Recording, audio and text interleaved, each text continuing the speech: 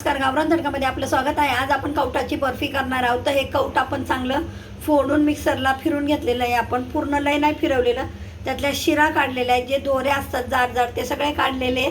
आणि आपण पल्स मोडवरती चालू बंद करून हे फिरवलेलं आहे आपण गर.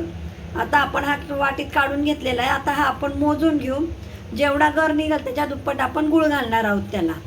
आपण कौड भरलेलं आहे. आपला डबा आहे हा छोटा, पहिला डबा टाकला. आता हा दुसरा डबा आहे. 2 डबे आता मिक्स करून घेऊ.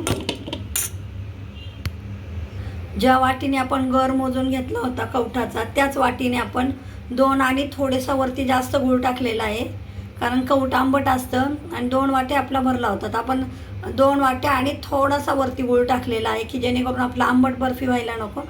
आपण आता हे गरम करून घेऊ.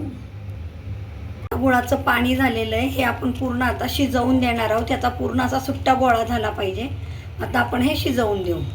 असा गोळा करायचा आहे आपल्याला. अजून थोडासा गोळा झाला पाहिजे. हा असा घट्ट असा गोळा करायचा आपल्याला. अजून ह्याच्यामध्ये थोडंसं पाणी आहे, पूर्णपणे पाणी तुट्ट झालं पाहिजे ते. आपण अजून थोडंसं शिजवून घेऊ वडीच्या सारणाला.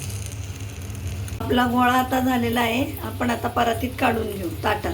त्याला आपण तूप लावलेलं आहे. आता आपला गोळा काढून वड्या पाडून घेऊ.